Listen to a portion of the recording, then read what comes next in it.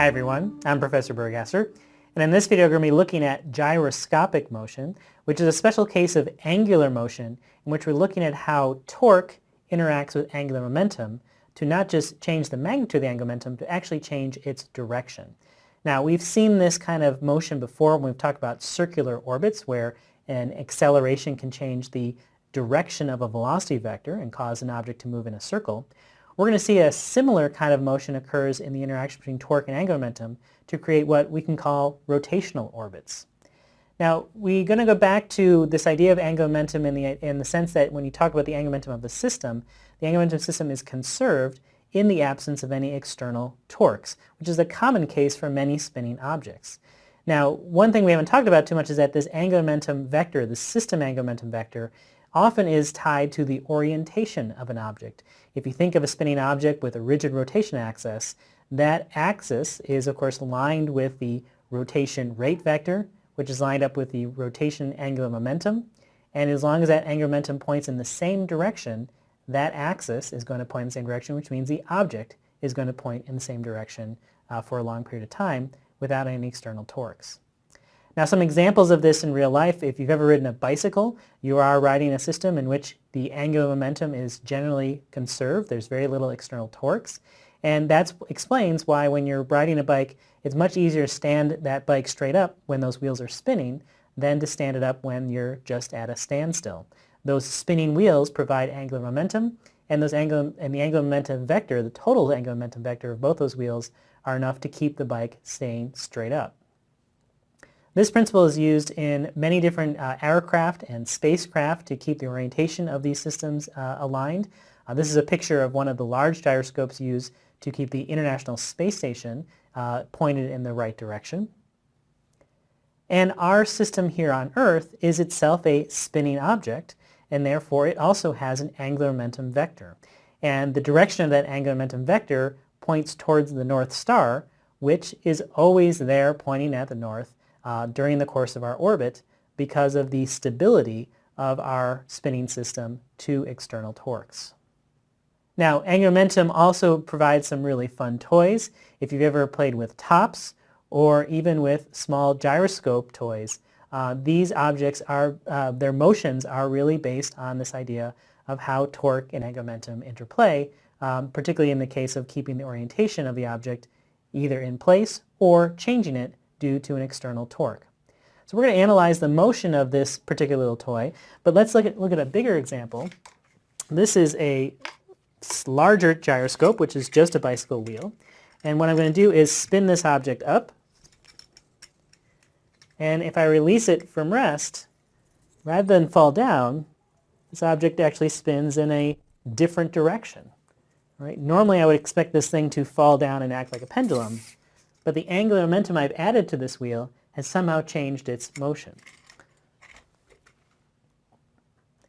So let's see if we can understand this motion by building up a model of how our gyroscope wheel actually works. So we're going to treat this as just a spinning disc with an axle through it, and we're looking at this now from edge on, where we're seeing the edge of the wheel, which has a mass m, and the axle is connected from the middle of the wheel to our string by a distance r, and that string is what we're holding up as we make this wheel spin around. Now, as our usual Newtonian approach, we can start to draw the forces acting on the system. There's of course the weight of the wheel, which will also include the axle, just to add them all together. And of course we have a contact force at the edge of the axle where the string is actually attached to that axle. So that's going to provide a tension force acting in the opposite direction.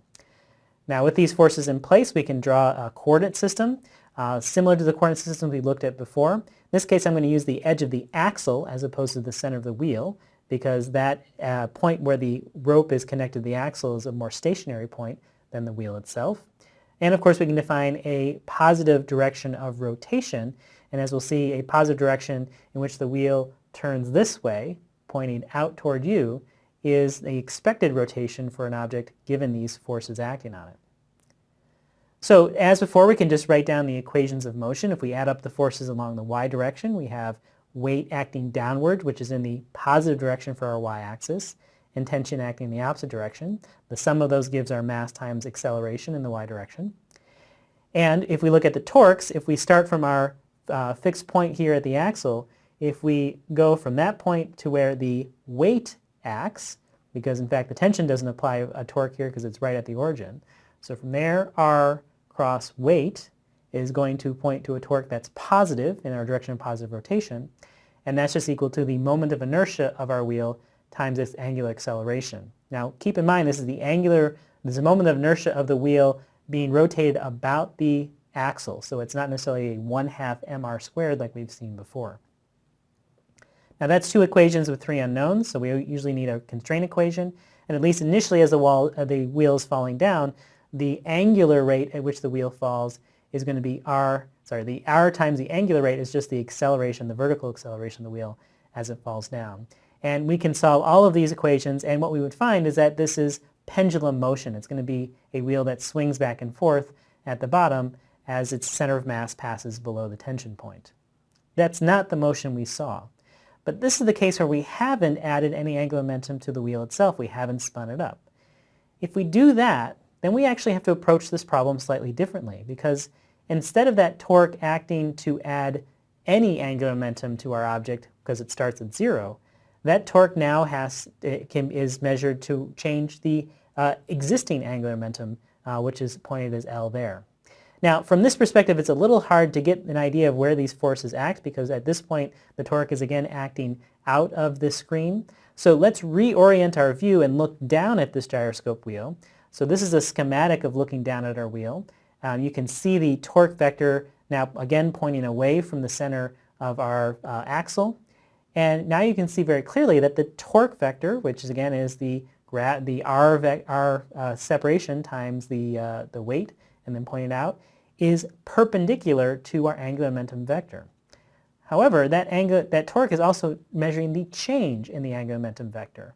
So if it is a change and it's perpendicular, just like when we had an acceleration perpendicular velocity, the most likely outcome is that this is going to change the direction of the angular momentum vector and not change its magnitude.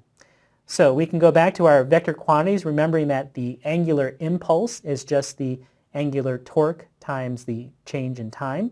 So if we choose a small time step, we'll get an additional angular momentum impulse that we can add to our original vector, and that gives us a new angular momentum vector for the wheel. Now keep in mind that angular momentum vector is measuring the rotation rate of the wheel. So if we've changed the direction of the angular momentum vector, we've also got to change the orientation of the wheel. And that starts the wheel spinning around. Of course, at this point, then we're going to again have a new torque, but that torque is again pointing perpendicular to the wheel plane, and that's going to add another additional angular momentum impulse, which reorients the angular momentum vector, and we rotate again. And this is going to continue on as this wheel precesses around in a circle. What we see here is really a rotational orbit. We've taken a spinning object and we've put it onto a orbital circular motion, and we've done that by applying a torque that's perpendicular to the original angular momentum vector. So this is exactly what we see when we look at a spinning gyroscope toy such as this. As weight is acting down at the middle, that torque is not causing the object to fall, but instead it's causing it to rotate around in a different rotational direction, into a rotational orbital direction. We call this motion precessional motion, and it's very common for any kind of spinning object that's being acted on by an external torque. A really great example, in fact, is our Earth. I mentioned that our Earth is a spinning object. It has an angular momentum vector, and the angular momentum vector is generally pointed in the same direction towards the North Star or Polaris. However, we are being acted on by the force of the Sun, and even though that is a very distant object and those forces tend to be central forces, they are finite-sized objects, and so there is some slight torque that's added to our Earth based on the fact that it's rotating and in orbit around the Sun. So what that causes is a very slow precessional motion. It takes about 26,000 years to complete one of these precessional circles. Amazingly, this was something that was discovered way back with the ancient Greeks, who made very accurate measurements of how the orientations of the stars had changed over thousands of years, and were able to notice this slight shift in the positions of different stars. So while the North Star today is a great directional marker, it won't actually be the center of our north pole or rotational axis for that long. We are slowly going to precess so that our rotational axis points to a different part of the sky, potentially with no stars. So to summarize, the angular momentum of a spinning object tells us not only how fast it's spinning, but it also gives us some idea of the orientation of that object. Without external torques, that angular momentum vector maintains its magnitude and direction, which means a spinning object tends to maintain its orientation as it's spinning around. And this is true for many systems on small scales, even as large scales as the Earth. But when we have an external torque, we can cause a change in that angular momentum vector that changes not just the magnitude, but also the direction. And in particular, when we have a torque that's perpendicular to the angular momentum vector, we can create what's known as a rotational orbit, which is essentially a reorientation of our object in a circular pattern based on this orthogonal torque acting on the angular momentum vector. It's exactly the equivalent as a circular orbit where we've used an acceleration that's perpendicular to velocity to cause an object to go in a circle. Now, many spinning objects, including the Earth, have some kind of external torque acting on them to different degrees, and those external torques cause precessional motion, the very slow change of orientation of a spinning object with time.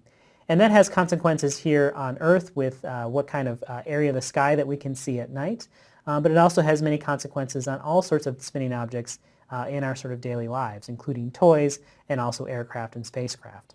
So this is a great example of showing how the vector quantities of angular momentum and torque interplay, and hopefully you've seen a nice analogy between the circular motion we've seen before and this much more complicated and almost magical motion of gyroscopic motion. They're really the same physics.